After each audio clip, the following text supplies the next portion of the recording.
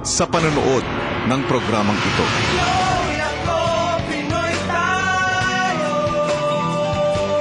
Ang nakaraan sa Pinoy Big Brother Season 2.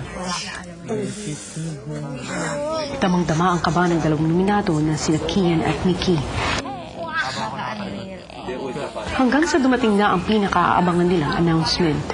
Congratulations, you're saved! Mickey! I was surprised and I was happy about it as well po. For me, if it's meant to beat it, I would say. If not po. So I was really not thinking about it po kung magsistay po ako or I have to leave po because I was for both prepared po.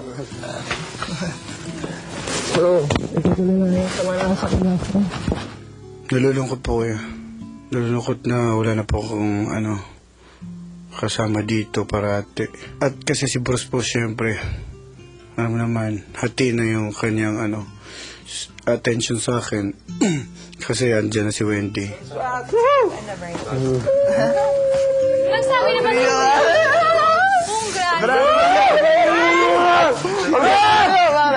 Pagkapat po umalis po si Kian. Pero dun sa pag-uusap naman po namin ni Kian sa Yanel na parang yung samahan naman po namin kahit na anong mangyayari dito is ipagpapatuloy namin sa labas. Outside. Itayin ko kayo sa labas, ha? Ingat, Kian! Kian! Trio, pare. Ingat, take care. Thanks for everything, guys. I'll see you guys outside. Bye-bye!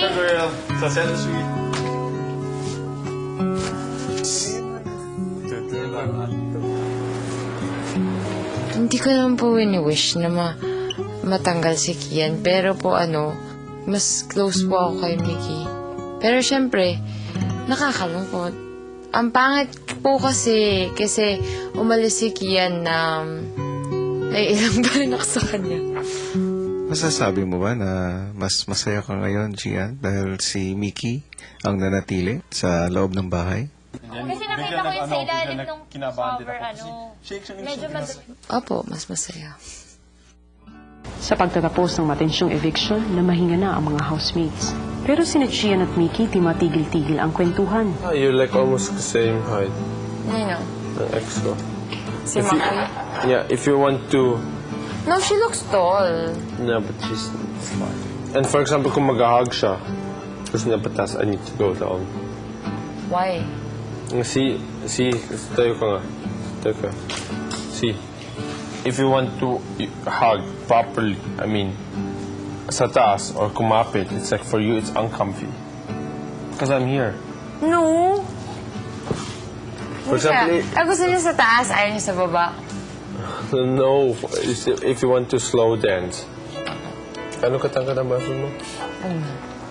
The 5? Like me? No. No? Smaller. Gano'ng kalit siya? Maliit siya. Pag nag-heels Tumayo ka ako, nga. medyo Tumayo pantay. ka. Maliit siya. Super liit. Mas No, it's matangkad siya okay sa lang. akin. But it's okay lang for you. Mix is my nickname. As well. M-I-G... Ako rin, G. No, M-I-G-S. Parang boyfriend. Good night, Mickey. Oh my God. Ba't ayaw mo po matulog? I was sleeping. Good night. Yes. Super, ha? Ikaw din. Thank you. Keep sweet. Thanks, Mickey. There we go. Thanks to you for being sweet today. Wow, naman. Pinag-isip tuloy ako ng dalawang ito kung ano nga ba ang proper way of hugging. Kung saan hahantong ang mas lumalalim na pagkakaibigan ni Kian at Mickey, yan ang ating aabangan sa mga susunod na araw. Samantala, hello Philippines and hello world! Ito ang 8th nomination night ng Pinoy Big Brother Season 2. Kulang-kulang na nga sa isang buwan ang pananatili ng ating mga housemates sa loob ng bahay ni Kuya. Kaya't ang bawat pagpili at bawat pagboto ay sadyang mahalaga.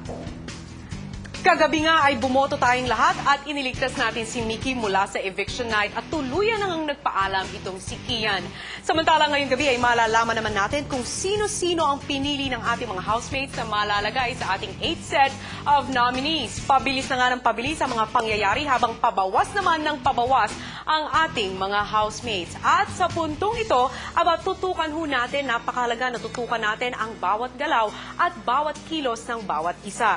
Kaya't ano nga ba ang kanilang nararamdaman matapos ang gabi ng eviction? Mabuti pa ay kamustahin nating lahat ang mga housemates sa loob ng bahay ni Kuya.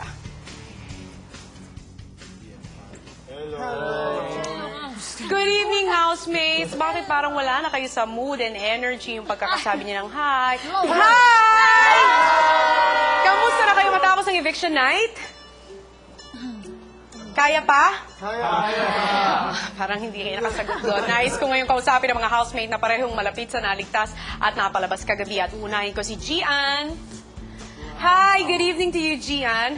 Anong pakiramdam na nabawasan na naman ang kasamahan pero naligtas naman ang isang malapit na kaibigan?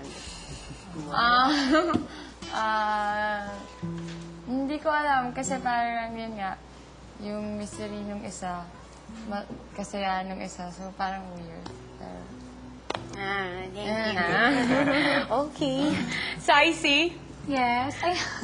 Okay, bilang sa mga housemates na itinuturing na ate ni Gian, ano naman ang masasabi mo sa pagiging malapit nitong sina Mickey at Gian? Paano na? Pag super Yes. ako yung super tanong, ano? Ano ba Ano yung masasabi? super? Super close na sila. Yes. Sila lang ba? Kayong lahat? Hindi ba kayo super close? Super close. Kanino ka super hindi close? Close, pero parang syempre may super close ka talaga. Parang gano'n. Close kaming lahat, pero may super close ka talaga. Okay, tingnan natin kung saan hahanto mga super Diana, okay? Malalim na nga ang inyong pagkakaibigan, housemates sa loob ng bahay, pero kanina ay muling sinubok ang inyong samahan dahil sa ilang saglit ay ipapaalam ko na sa inyo ang resulta ng inyong nominasyon. Thank you. Sino-sino nga ba ang pinili ng ating mga housemates na manatili sa loob ng bahay ni Kuya? At sa tagal at sa lalim ng kanilang mga samahan, gaano nga kaya kabigat ang kanilang dahilan ng pagpili? Samantala, narito at bibigyan namin kayo ng unang patikim sa naganap na nominasyon. Pakatutukan yung lahat. Friends po kami, pero mahina yung bond sa akin. Parang kinokontrol niya pag galit siya, parang ayaw niya talagang magalit, parang gano'n. Nasulit niya naman po yung experience dito. Napakita niya yung buong-buong sarili niya. Wala na po siyang tinatago. Pakiramdam ko siya naman po yung taong kahit hindi niya matapos yung season, may sigurado na po siyang career sa labas. Pag may task po, walang contribution, walang shared ideas po kayo.